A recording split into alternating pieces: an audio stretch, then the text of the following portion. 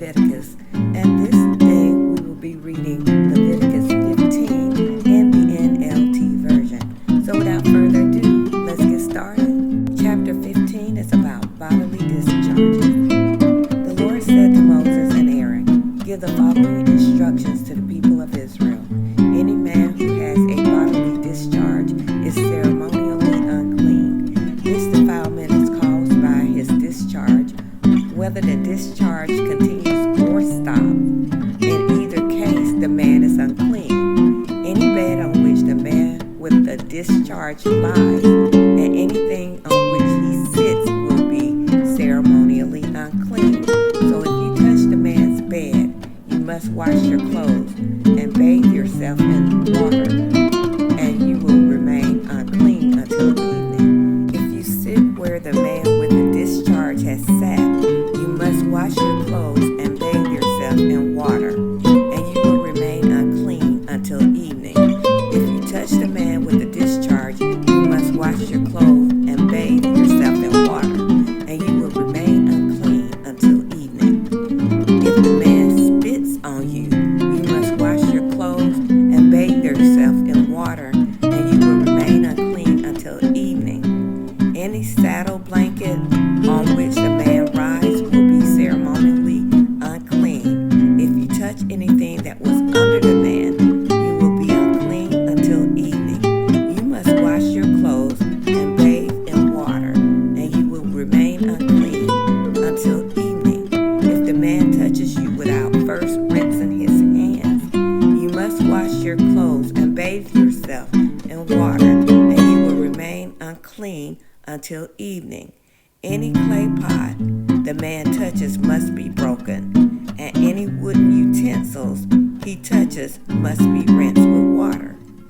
When a man with the discharge is healed, he must count off 7 days from the period of purification. Then he must wash his clothes and bathe himself in fresh water, and he will be ceremonially clean. On the 8th day he must get 2 turtle doves or 2 young pigeons and come before the Lord at the entrance of the tabernacle and give his offering to the priest.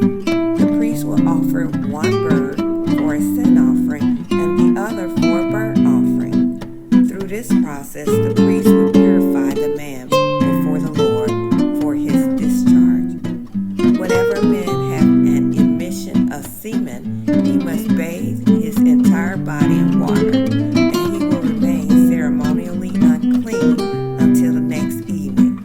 Any clothing or leather with semen on it must be washed in water, and it will remain unclean until evening. After a man and a woman have sexual intercourse, they must each bathe in water, and they will remain unclean until the next evening.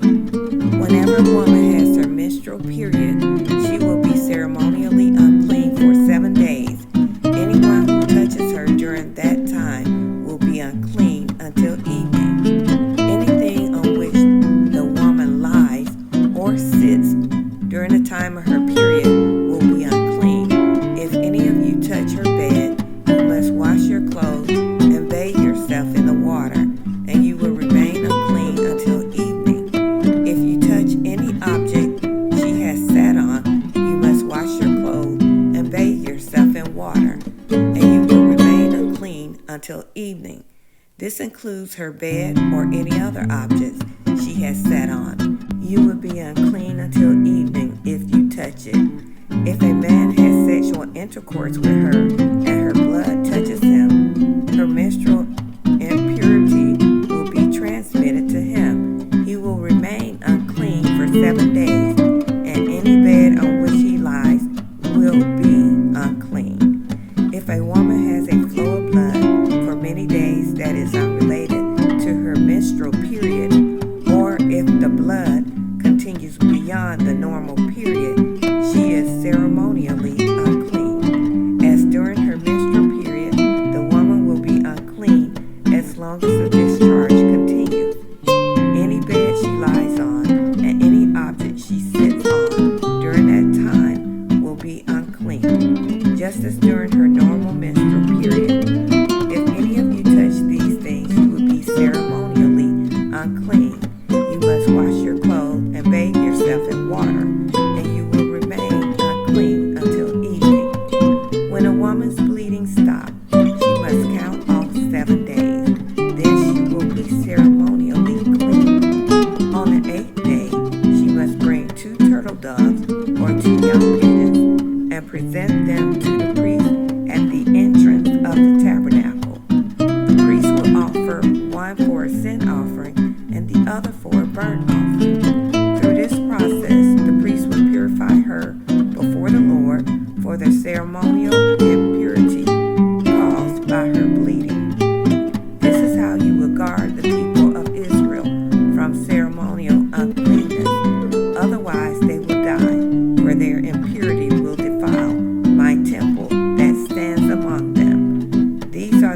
instruction for dealing with anyone who has a bodily discharge.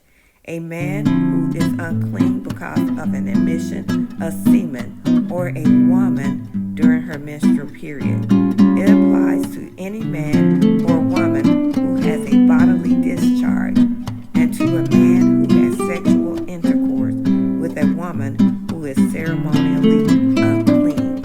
And this concludes the reading of Leviticus 15 in the NLT version. And please excuse my voice. I know it's cracky because it's early in the morning. But this particular chapter, I read one part where it says that they have to do this because they are in the presence of God's tabernacle. And so I thought about how grateful we should be today, because we are God's individual tabernacle. But we don't have to go through all of this because of the blood of Jesus Christ. We don't have to go through all these rules and rituals. God changed that thing up for our good. And for that, I am forever grateful that I don't have to go out and find some turtle doves or pigeons or whatever the case may be every month and go and present it before the priest and make sure that I have to wait 7 days after this period has gone by. You know, that all of these things that he broke down in this chapter, I mean, it's just freedom. It is just complete freedom in Jesus Christ. And reading this Old Testament, and especially this chapter of Leviticus, like I said once before, really, really, really makes you appreciate what Christ have done for us, and how there is so much freedom in him. And not only Leviticus, but a lot of the Old Testament, you know, where God gives instructions, and, you know, everything has to be just so. All of these rules and all of these laws that are to be followed, we are free from that through Christ, you know. And it doesn't mean that we don't have to walk holy.